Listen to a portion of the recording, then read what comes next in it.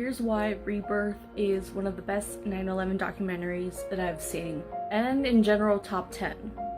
So this one doesn't follow the carnage and chaos that is 9/11. Instead, it's about people who were directly impacted by the attacks, and the filmmakers behind this project follow each person for 5 years afterwards to check in with their lives. One story involves a teenage boy who lost his mom in the attack. Another was a young woman that was engaged to a firefighter, but he died in the towers. All of the other people involved, their stories are equally as interesting.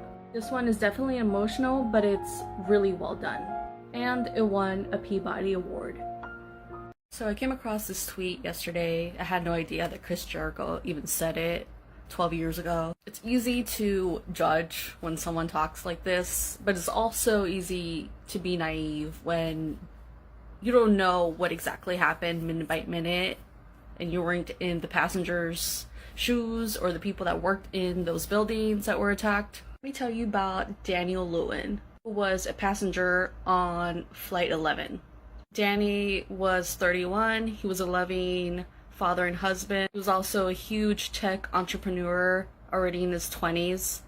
And when he was 16, his family moved from Colorado to Israel. Eventually, he enlisted himself in the Israeli army. Because of this experience, he got to learn Arabic. So on 9/11, Daniel was boarding a flight from Boston to Los Angeles. He was actually seated in business class, which is near first class. Hijackers were all sat in first class. According to the flight attendants that called American Airlines when this hijacking unfolded, they said that 2 flight attendants were stabbed and a passenger. Friends and family of Danny and the people who investigated 9/11 believe that Danny was the person that was stabbed. Given his combat training in the army, he probably went to fight the terrorists while trying to defend the plane and the people on it, and his life was taken away. It is believed that Danny was the first victim to come out of 9/11.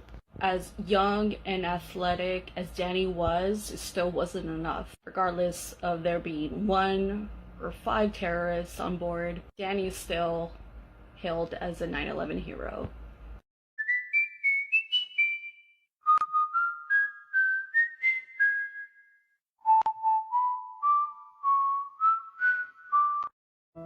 I'm ashamed to admit this, but I'm still 9/11 upset.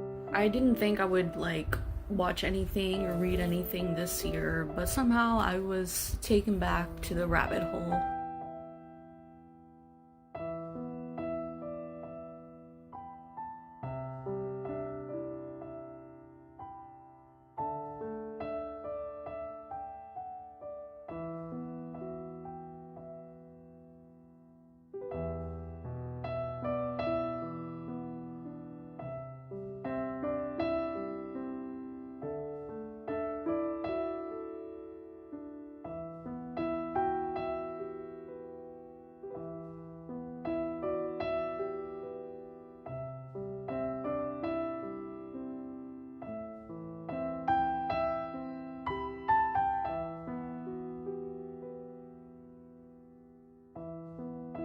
Everyone needs to know about 9/11 hero William Rodriguez. Will worked at the World Trade Center for 20 years when 9/11 happened. As janitor, he was responsible for cleaning the stairs in the North Tower. Because of decades experience, he probably knew those buildings inside and out just as well as the Port Authority. I really want to tell his survivor story, but it wouldn't do justice. This video here, it's 2 hours long, but it's a must watch. When you hear his story, it'll make you question things, and you might not view 9/11 the same way. Because of his experience working at the World Trade Center for many years, he was able to help people that were trapped in towers and have them escape. If there's one thing about me, I'm gonna watch a 9/11 documentary on the fly. The Unspeakable is a 9/11 documentary that came out in 2021. It was directed by Dylan Avery, who is also the same guy behind Loose Change. While this documentary steers into the conspiracy theory claim, it's actually more raw and emotional. There are families interviewed who speak about their suspicions of how their loved ones died on 9/11 and aren't exactly sure that they believe the official story told by the mainstream media and the 9/11 Commission report.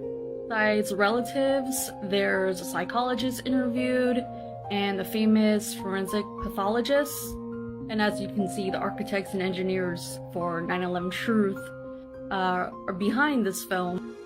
They are a real non-profit organization of architects and engineers who have banded together for over a decade, and it's many of them, and they have talked about their skepticism of the official story. We're talking really smart professionals in this field, like scientists.